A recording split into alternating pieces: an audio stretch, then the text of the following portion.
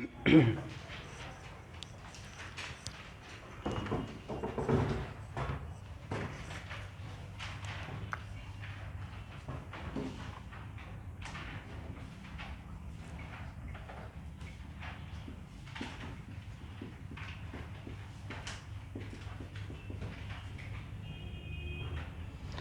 Lecture number कितना आप लोग को जब मैंने वीडियो शेयर किया था उसका नाम क्या था?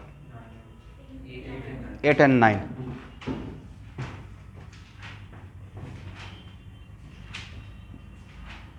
और स्टूडेंट 7 तक पढ़ाए थे, क्या था? 7, जहाँ तक ग्रुपिंग ऑफ सेल। तो कंटिन्यूटी मेंटेन करने के लिए मैं इसका लेक्चर नंबर 7 का पार्ट 2 करता हूँ, ताकि जो भी बाद में प्लेलिस्ट फॉलो करेंगे तो उनको ग्रुपिंग ऑफ सेल एक साथ दिखेगा। करेक्ट?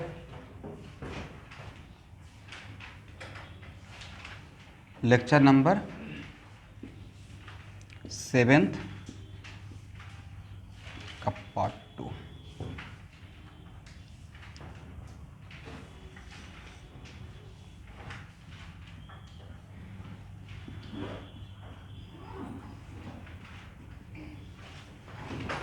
ओके, पैरेलल कॉम्बिनेशन में फार्मूला क्या बना था? 2 का ही लेके चलते हैं या 3 का?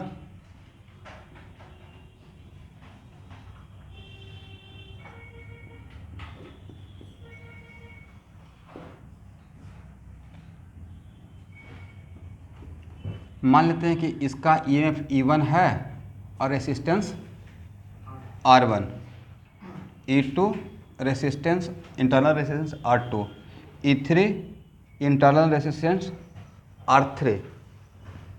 तो इसका इक्विवेलेंट इक्विवेलेंट का फार्मूला क्या था, ज़रा बता सकते हैं? फार्मूला था E1 R1 अब प्लस E2 R2 अब प्लस R3 और divided by 1/R1 plus 1/R2 plus 1/R3 और 1/R इक्विवेलेंट। मतलब इसके बदले आप एक बैटरी लिखना चाह रहे हैं तो बैटरी ऐसा ही तो रहेगा, जिसका E इक्विवेलेंट तो R इक्विवेलेंट भी तो लिखना पड़ेगा, इंटरनल रेसिस्टेंस, राइट?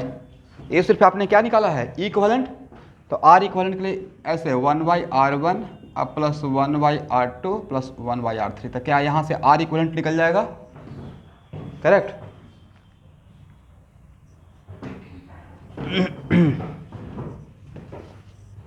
हो गया ना?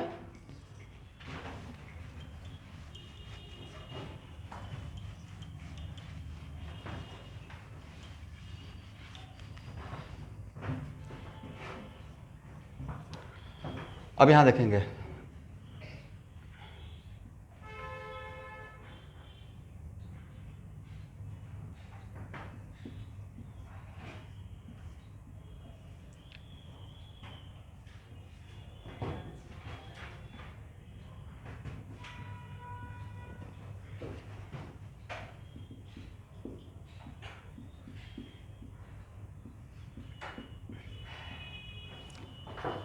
इसमें थोड़ा डिफर कर दिया, नहीं, पोलैरिटी को उल्टा कर दिया। तब इसका इक्विवेलेंट निकालने के लिए E इक्विवेलेंट इक्वल टू ऐसे कीजिएगा, E1, इस डायरेक्शन को हम लोग पॉजिटिव मान के काम कर रहे हैं, मतलब हम लोग इक्विवेलेंट ऐसा चाह रहे हैं, equivalent equal to just like this. Correct? इसका मतलब ये मेरा पॉजिटिव प्लेट ये क्या रहेगा? तो इस केस में E1/R1, लेकिन E2 के लिए क्या लिखिएगा? अगर इसके लिए प्लस लिख रहा था, इसके लिए क्या लिखेंगे? माइनस E2 बाई, चीज़ों को समझिएगा, मिस्टेक हो जाएगा, और डिवाइडेड बाई 1/, ये सब प्लस में ही रहेगा,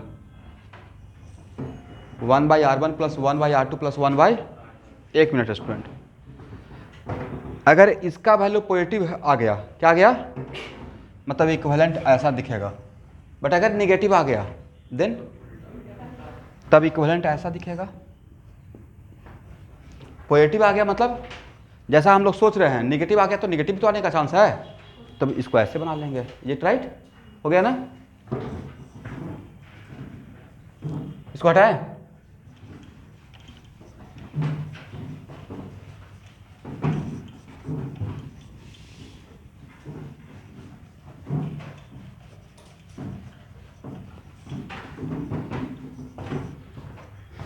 चलिए एक क्वेश्चन बनाइए तो।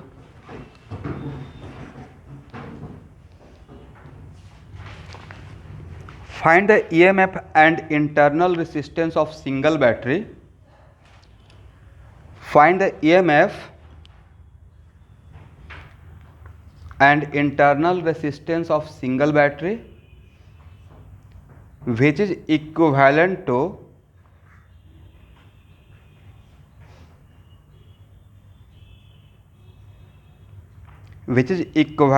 to combination of three battery as shown in figure, which is equivalent to combination of three battery as shown in figure।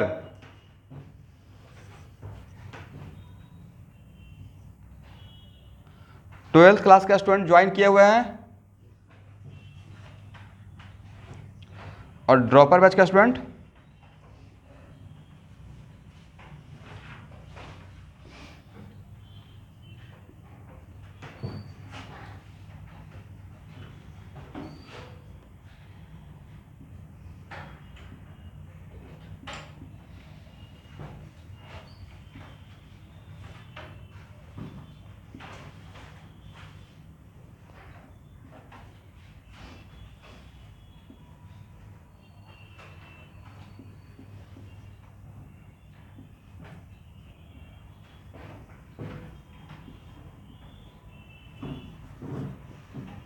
मुझे ए और बी के बीच में इन तीनों बैटरी के बदले एक सिंगल बैटरी रखना है जो इन तीनों के बदले इक्विवेलेंट सेम काम करे, जो ये तीनों मिलकर करेगा।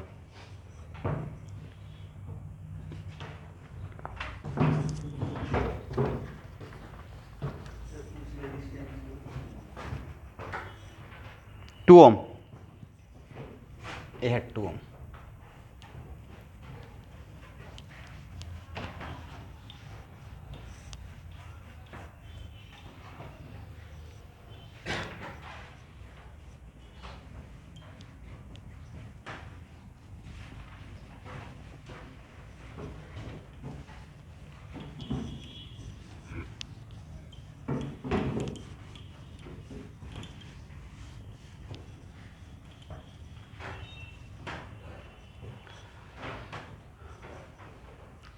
यहाँ देखिएगा, किसी एक डायरेक्शन मतलब किसी एक डायरेक्शन को पॉजिटिव मानेंगे तो पहले इन दोनों के बदले निकाल लें, और इन दोनों के बदले जो निकालेंगे वो इसके साथ किस में नजर आएगा, सीरीज में नजर आएगा। तो पहले इस बैटरी का इन दोनों का इक्विवेलेंट निकाल लेते हैं। इन दोनों का इक्विवेलेंट EMF क्या रहेगा, इन दोनों का, इस बैटरी का और इस बैटरी का क्या लिखेंगे, -10/2 लिख सकते हैं, अब +4/2 और डिवाइडेड बाई 1/2 + 1/2, देख लो सही है, -5 + 2 और divided by 1, how much, -3 volt, -3 volt. और इन दोनों का इक्विवेलेंट रेसिस्टेंस, इन दोनों का equivalent right, 1/R equivalent equal to 1/2 और +1/2 मतलब 1, देन R इक्विवेलेंट कितना, 1 ओम। इसका मतलब इस सर्किल के बदले, जो मैंने सर्किल ड्रॉ कर लिया, उसके बदले क्या आप ऐसे लिख सकते हैं,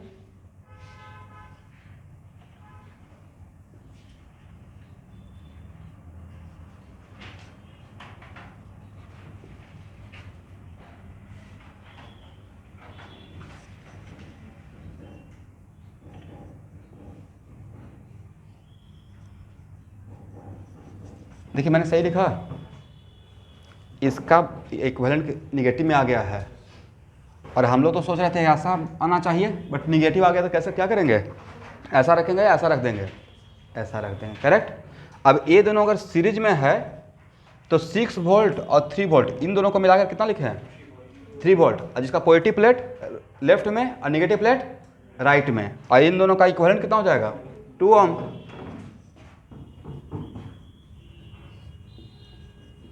3 वोल्ट एंड 2 ओम, ये हो गया इक्विवेलेंट। मतलब इसके बाद इन तीनों के बाद सिंगल जो बैटरी रहेगा वो उसका EMF 3 वोल्ट रहना चाहिए, जिसका पॉजिटिव प्लेट लेफ्ट में और निगेटिव प्लेट राइट में, और equivalent resistance 2 ohm. This is the answer, correct है ना? तो इस टाइप का ऑब्जेक्टिव आएगा तो बन जाएगा, नीट में तो पक्का आ सकता है। ठीक है, अब देखिए इसका लाभ क्या मिलेगा। यहाँ तक हो गया एवरीवन? हो गया ना?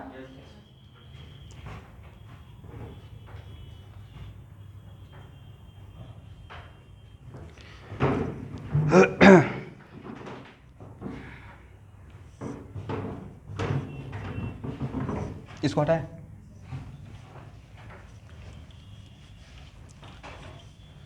अब देखिए स्टूडेंट, मतलब इसको अब उतना माइंड फास्ट काम करना पड़ेगा आपका। इसको मैं हटा रहा हूँ।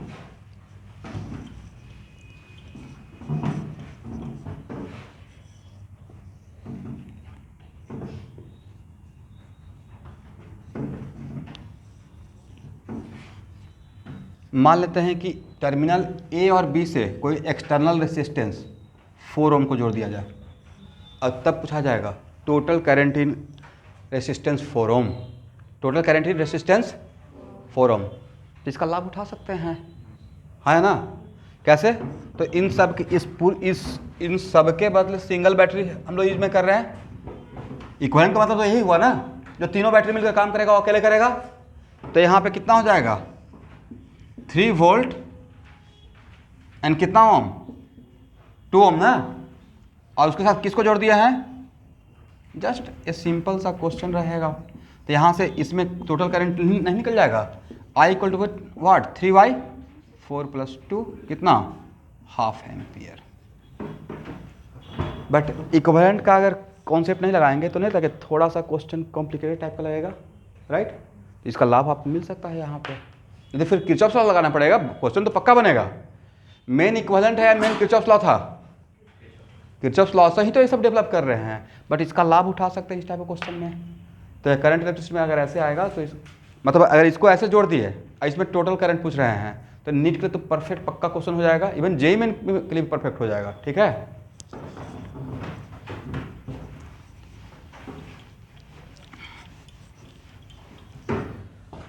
ओके एवरीवन, आप लोग का इलेक्ट्रिकल डिवाइस में क्या चल रहा है अभी?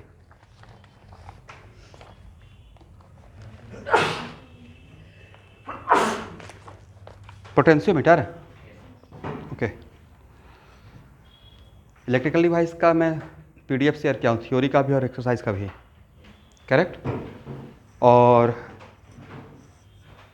उतना करने के बाद सर तो खुद का भी तो कलेक्शन करवा रहे हैं ना, और HC वर्मा का में भी इलेक्ट्रिकल डिवाइस का प्रॉब्लम है, और उसी टाइम पे साथ साथ सॉल्व कर लीजिएगा, दोबारा टाइम नहीं मिलेगा।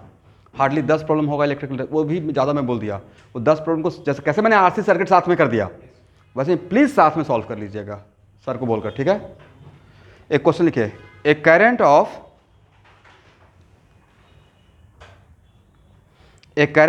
8 ampere is to be passed through an external resistance.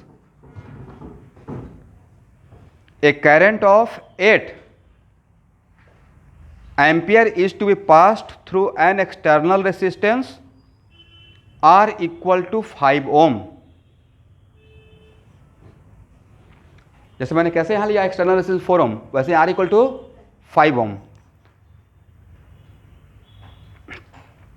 We have, ऐसे लिखिएगा, available to you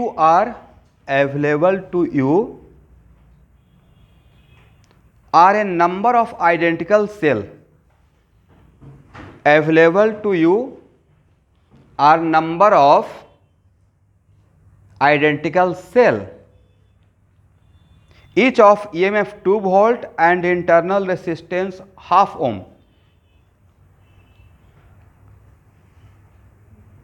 each of EMF 2 volt and internal resistance half ohm. हो गया ना? क्वेश्चन फिर से दोबारा मिला लीजिए। A current of 8 ampere is to be passed through an external resistance R equal to 5 ohm. External resistance का कितना है? 5 ओम है, जिसमें कितना करंट है पास हो रहा है? और आपको दिया गया है क्या? आपके पास नंबर ऑफ आइडेंटिकल बैटरी दे दिया गया है, और हर बैटरी का क्या है? EMF 2 वोल्ट और इंटरनल रेजिस्टेंस। करेक्ट। अब क्वेश्चन का demand, what minimum number of cell will have to be used, what minimum number of cell will have to be used for this purpose, and how they will arrange, and how they will arrange।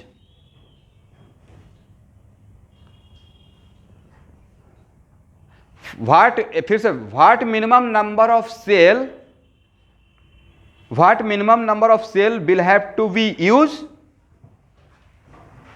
for this purpose। कौन सा purpose? External resistance है, external resistance से 8 ampere current pass करने के लिए। And how they are arranged,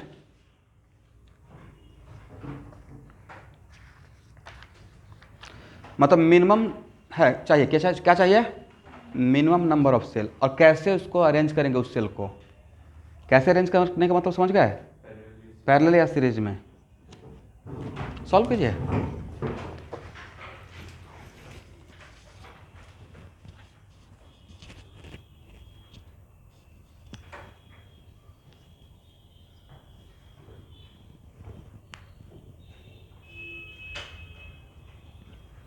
जिसने ये minimum number बता दिया, उसको नेक्स्ट टेस्ट में, या जो इस बार JEE मेन का टेस्ट पेपर दिया है ना कल, उनका मैं 10 मार्क्स एक्स्ट्रा दूंगा, और अभी वहाँ पे जाके बोल दूंगा कि 10 मार्क्स। और नीट वाले बच्चे अभी से 10 मार्क्स मिल जाएगा आपको बिना टेस्ट दिए हुए।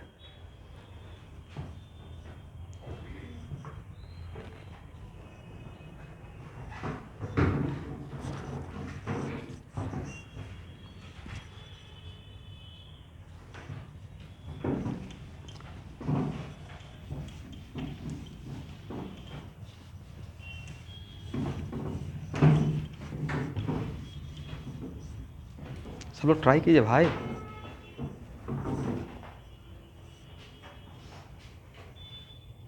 सॉल्व करते हैं, ठीक है? तो अभी तक बनना होता तो बन चुका होता, राइट?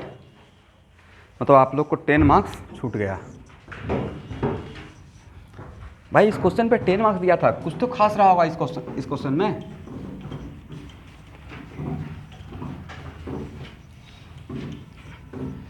यहाँ देखिए क्वेश्चन का लैंग्वेज, अब सब लोग इधर देखते रहिएगा।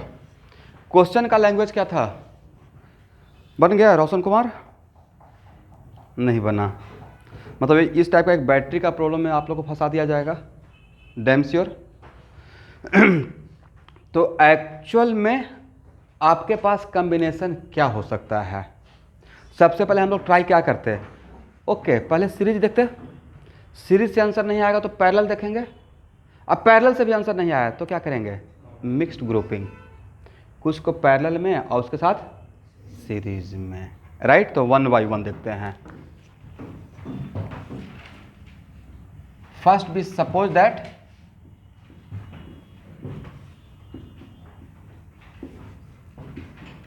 n cells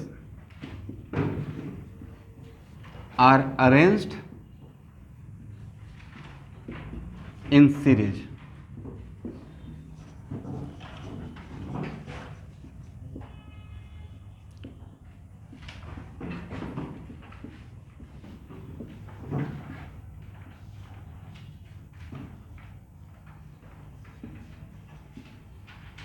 correct?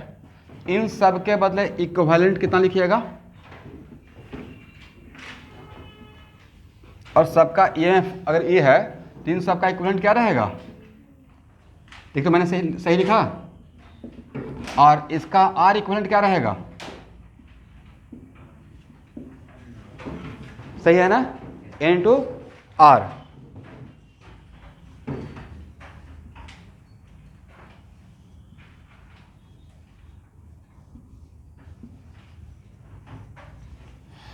ये है आर इक्विवेलेंट। इसमें कितना करंट का रिक्वायरमेंट है?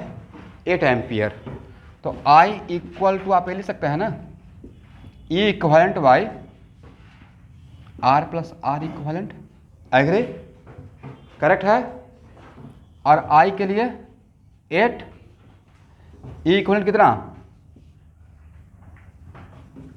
n into 2। बैटरी का ईएमएफ कितना है बोला कीजिए भाई, क्या प्रॉब्लम है आप लोग को, एकदम चुप रहते हैं। How much volt? 2 volt. Class में रहते हैं तो बोलने में क्या प्रॉब्लम है? इसका कितना है रेसिस्टेंस? 5। आप प्लस कितना? How much ohm? Half ohm ना। तो n इंटू आर मतलब n बाई 2, n बाई 2। यहां से क्रॉस मल्टीप्लाई कीजिए, 40 अब प्लस कितना? 40 प्लस 4n इक्वल टू कितना n? 2n। Agree? Then minus 2n equal to 40, सही है। देन n इक्वल टू 20 आया या माइनस 20 आया? अरे n यहाँ पे आपका निगेटिव था क्या? तब कैसे आंसर आ गया? अब आप लोग क्या करते हैं मैं बताता हूँ कि माइनस 20 आ गया, एग्जाम में सोचते अच्छा थोड़ा मिस्टेक कहीं पे हो गया होगा, शायद प्लस रहेगा, राइट? यही सोचे होंगे जो इनका आंसर 20 आया होगा। अपना मिस्टेक एक्सेप्ट कर लीजिए, ऑनलाइन में भी ये माइनस 20 आया होगा, इसको 20 बना दिया खुद से। बट यहाँ जो n माने थे वो क्या था? पॉजिटिव वैल्यू, पॉजिटिव और पॉजिटिव एंड इंटीग्रल वैल्यू। आप ऐसे बोलेंगे क्या 1.5 बैटरी लेंगे? जब भी लेंगे क्या लेंगे? Number of identical cell n यहाँ पे क्या रहता है? Positive integral value. आ गया निगेटिव। इसका मतलब है कि जो भी आपके पास अवेलेबल बैटरी है उसको सीरीज में, जो मेरा रिक्वायरमेंट है 8 एम्पियर का, उसको सीरीज में अरेंज करके ला सकते हैं। मतलब सीरीज कम्बिनेशन यहाँ पे अलाउड नहीं है क्योंकि मेरा रिक्वायरमेंट ही फुलफिल नहीं हुआ, राइट? लिख लीजिए, since n is negative therefore n is negative therefore cells should not be arranged in series. Therefore cells should not be arranged in series.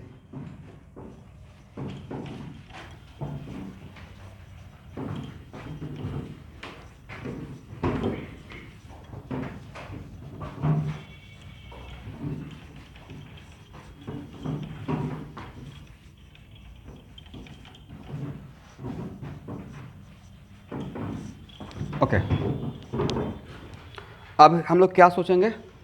Parallel सोच लेते हैं। Second, let us suppose n identical cell are arranged in parallel. Second assumption, let us suppose n identical cell are arranged in parallel.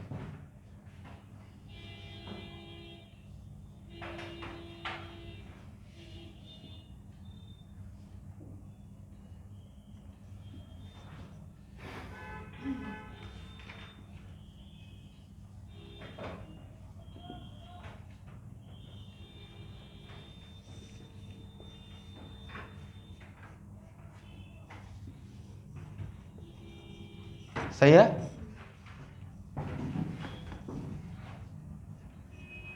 यहाँ पे E equivalent कितना होगा?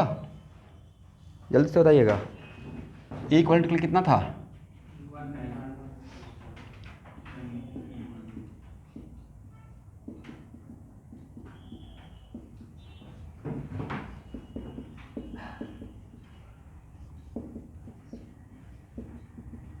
देखिए तो मैंने सही लिखा, मतलब n into E by R और divided by n by R है ना।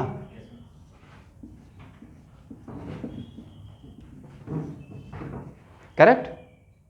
इसका मतलब इसका इक्विवेलेंट ईएमएफ कितना रहेगा? E के बराबर रहेगा क्योंकि आइडेंटिकल सेल है। और R इक्विवेलेंट के लिए 1 by r equal to 1 by are plus 1 by are plus 1 by r, then n by r, then R equivalent कितना? R by n। यहाँ तक समझ में आ गया? Correct?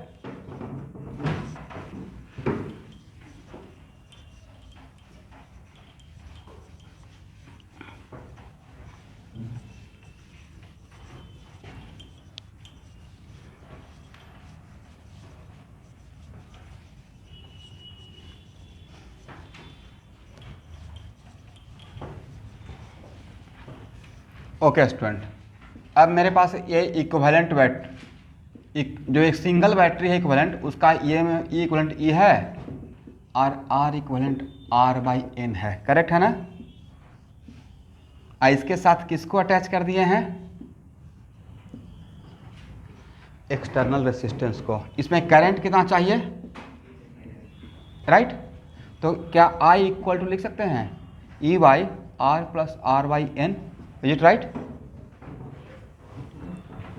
Imply 8 equal to 2 by 5 plus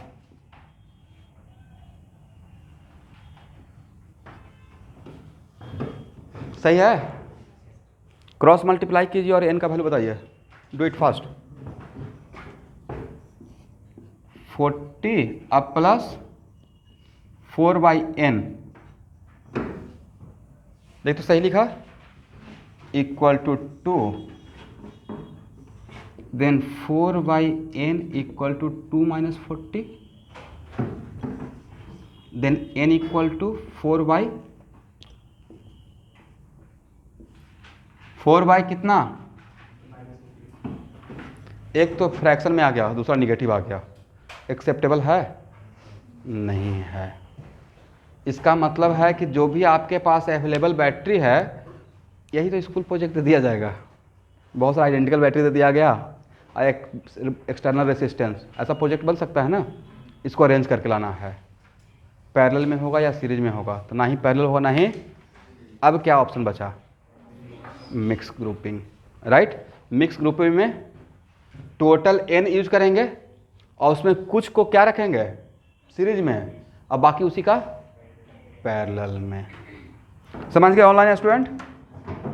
इसका मतलब ना ही सीरीज में रहेगा ना ही पैरेलल में रहेगा। तो लास्ट ऑप्शन एक ट्राई करते हैं, मिक्स ग्रुपिंग। इसको हटाएं,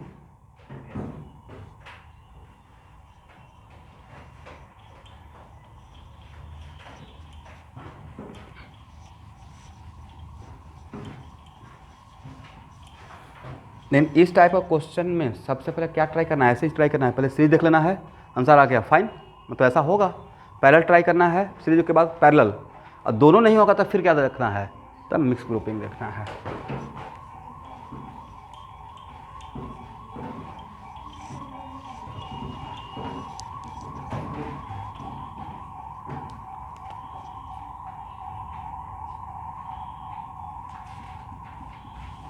थर्ड ऑप्शन,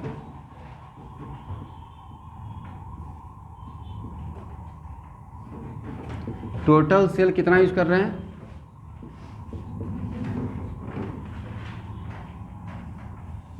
एन, जिसमें एम को मैं रखूंगा इन सीरीज और स्मॉल एन को रखूंगा इन पैरेलल। मतलब कुछ ऐसा, सीरीज में एम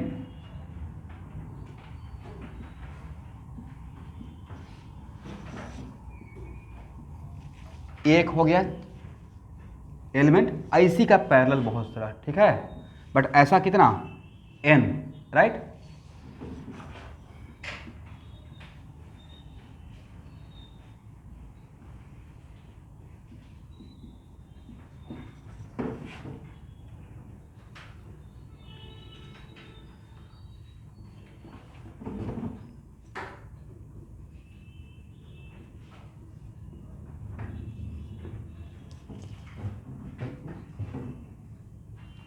ये कितना है बोलिए, m, और इस m बैटरी का जो सीरीज में है, ऐसा ही कितना एलिमेंट हम लोग लिए हैं, वायर लिए हैं, n। ये कितना है, n। तो क्या बोल सकते हैं sir, m into n equal to capital N, m into n equal to what, क्योंकि टोटल सेल हम लोग कितना डिसाइड कर रहे हैं, टोटल ले लिए हम लोग n बैटरी, लाइक टोटल ले लिए 20 बैटरी, जिसका 5 को सीरीज में रखे, 5-5 का सीरीज लिए और उस 5-5 को क्या कर दिया, पैरेलल में कर दिए, करेक्ट। तो this type of arrangement are called what, mixed grouping, जिसमें सीरीज में भी है और पैरेलल में भी है।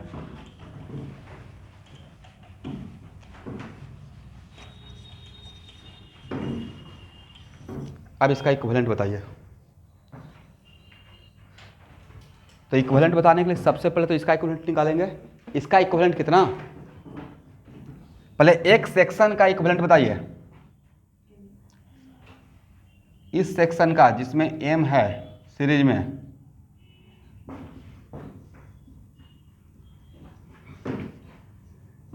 इसके बदले इक्विवेलेंट कितना लिखेंगे,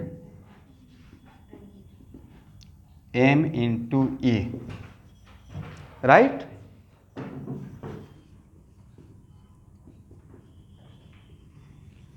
और r equivalent m into are.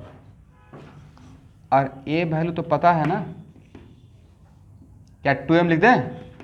इसका कितना 2 वोल्ट, ऐसा कितना 0.5 m। यहां तक आइए।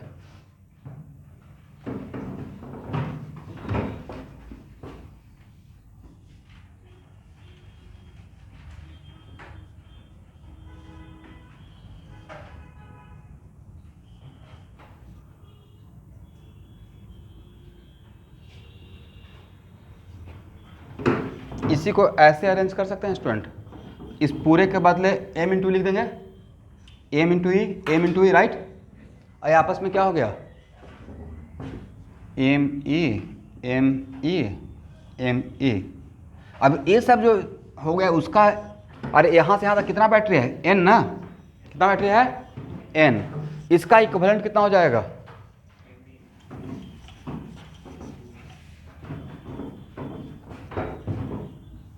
इसका इक्विवेलेंट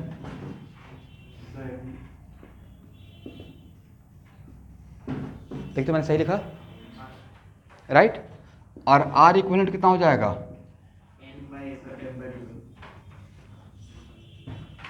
अभी तो लिए थे, हो गया। चलिए, अरे वैल्यू तो पता है कितना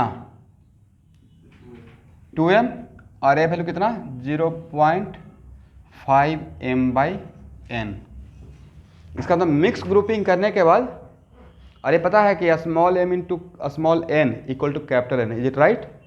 ये पता है ना।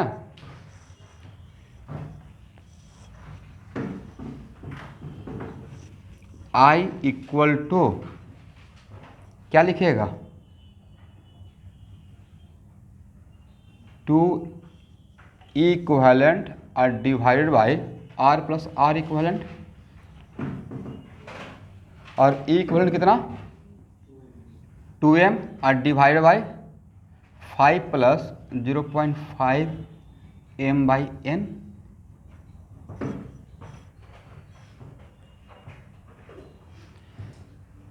और इसका वैल्यू कितना है 8 ना। यहां तक पहले सब लोग लिख लीजिए।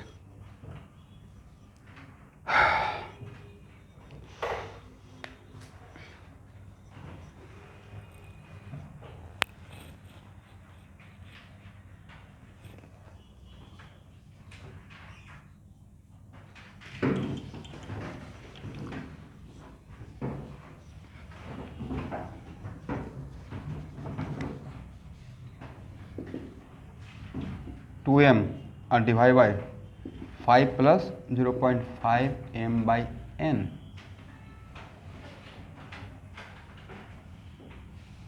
इसको हटाएं, इस सेक्शन को हटाएं।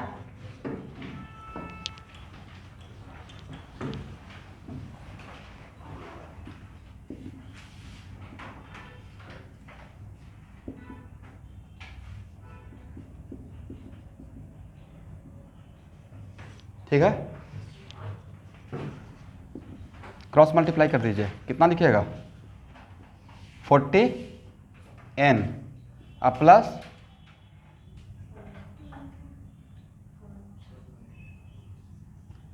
4m इक्वल टू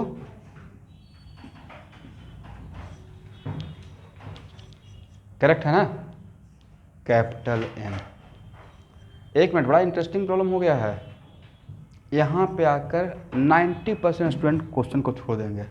बोलिए वजह, जो इक्वेशन डेवलप हुआ इसमें 3 अननोन आ गया है, एम भी, एन भी और कैपिटल N भी। और क्वेश्चन बना देना है। काबिल तारीफ बात क्या है? बना देना है। कैसे बनेगा? चलिए, m into n equal to n है, तो m के बदले n बाई m लिख सकते हैं, लिख सकते हैं। तो 40n, अच्छा इसको 2 कर दें, थोड़ा आसान रहेगा। 20n plus 2m equal to what? n। 20n plus 2 n by n, n by n equal to what? 20n square plus 2n equal to n into n। एक साथ से एलसीएम ले लिया, क्रॉस मल्टीप्लाई कर दिया।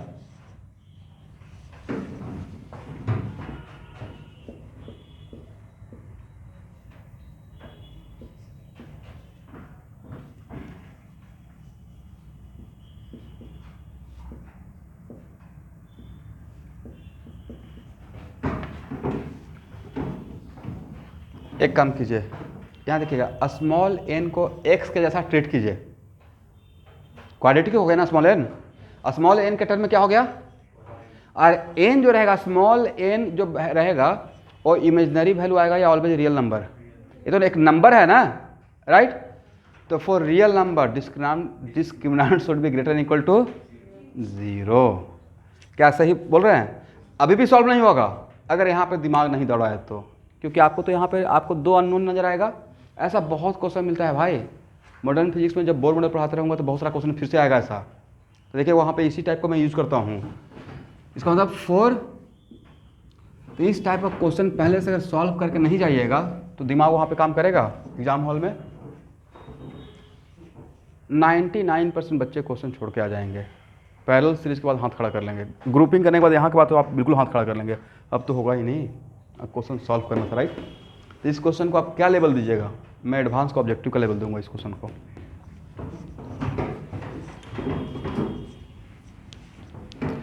फॉर रियल वैल्यू ऑफ,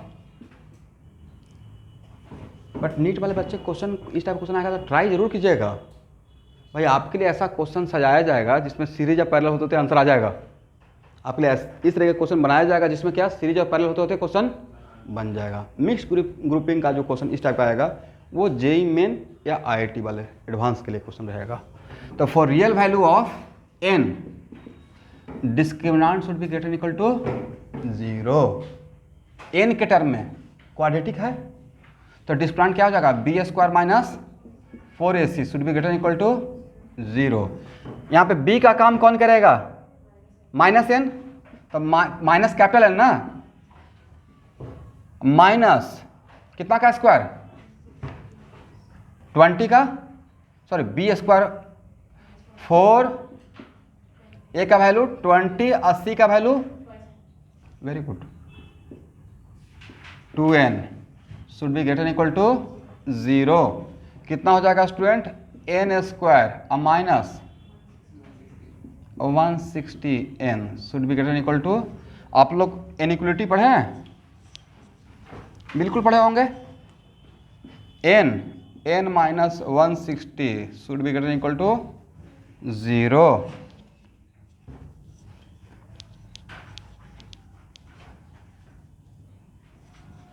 तो यहाँ पे n का वैल्यू, 2 वैल्यू मिला ना, n इक्वल, एक मिनट, ऐसे निकालते हैं इनइक्वलिटी में ऐसे वैल्यू निकालते हैं। आपको तो चाहिए क्या? Positive value. तो यहाँ पे n का वैल्यू अगर यस, तो यहाँ पे नहीं लगता है कि इसका पॉजिटिव होने के लिए n should be greater than equal to 160 या n should be less than equal to 0, correct? n का वैल्यू निगेटिव में लेंगे नहीं तो करेक्ट आंसर क्या रहेगा? इनइक्वलिटी, इस टाइप का इनइक्वलिटी का सॉल्यूशन ऐसे ही होता है ना, इक्वलिटी तो निकालने आता होगा, फंक्शन में पढ़े होंगे। तो यहाँ पे और देखिए ऑटोमेटिक क्या इनइक्वलिटी डेवलप हो गया, तो मिनिमम वैल्यू ऑफ n का मिनिमम वैल्यू हुआ 160, correct? Minimum value of n should be what? बोलिए मेरे साथ, 160, करेक्ट?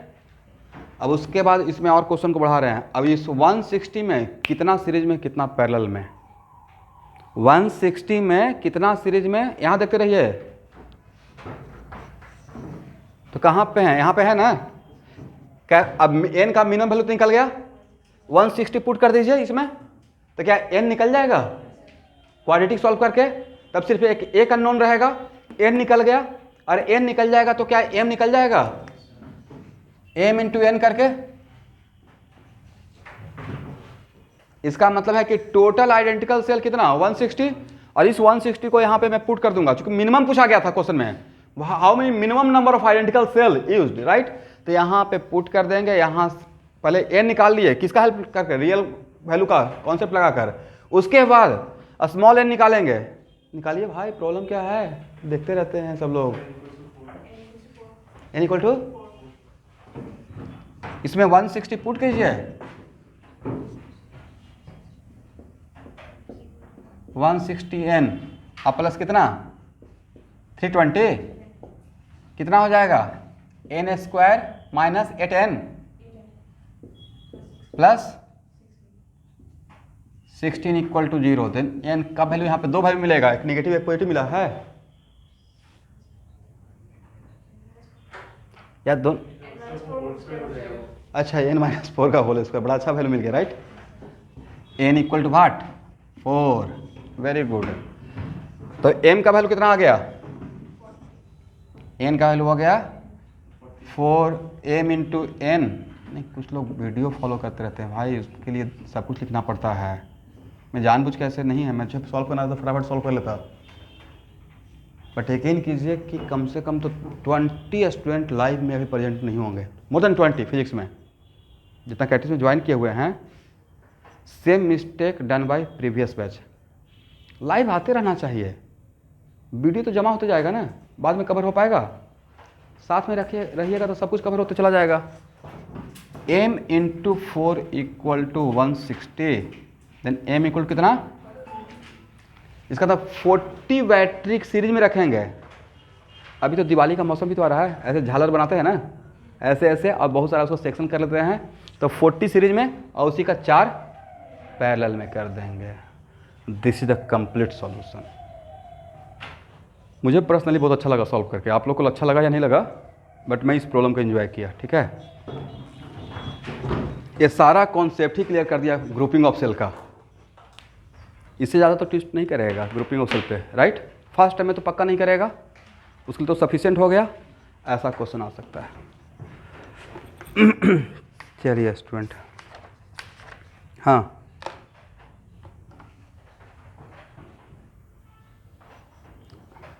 अच्छा, ये कौन बात बोल रहे, नीट का रिजल्ट निकल गया क्या अभी? हाँ निकलने वाला था लेकिन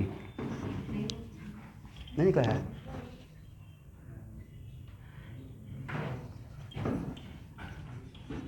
नहीं निकलने वाला था, लेकिन पेपर में परसों ही पढ़ा था कि रोक जो लगा हुआ था उसको हटा दिया गया है। ओके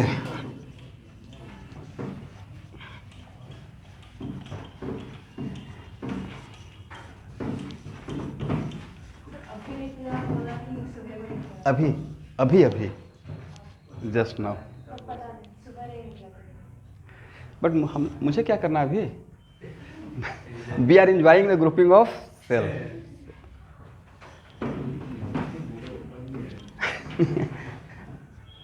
हम लोग को कुछ करने भाई, आप लोग इतना टेंशन क्यों ले रहे हो?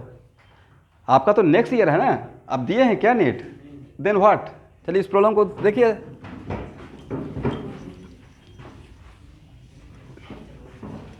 नहीं रिजल्ट मेरे लिए मैटर करता है, बट नहीं कोई और बोल रहा हूँ नहीं, सही ही बात है, मतलब वो तो थोड़ा अच्छा है ना मेरे लिए कि मैं निकल के देखूंगा। अच्छा देख लेते हैं, दिया है ना, ओके ओके।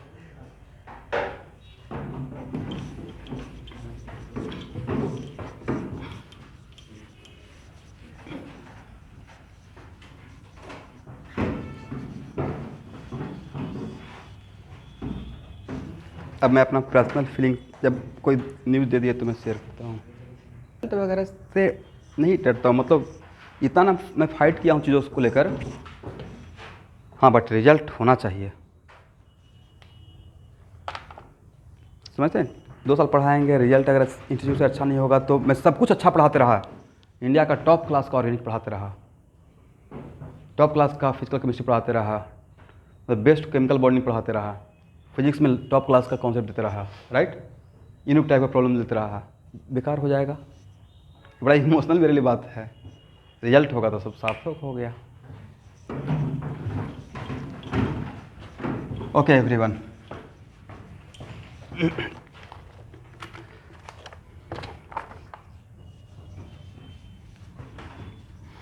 तो मुझे लगता है ग्रुपिंग ऑफ सेल तो इतना काफ़ी है।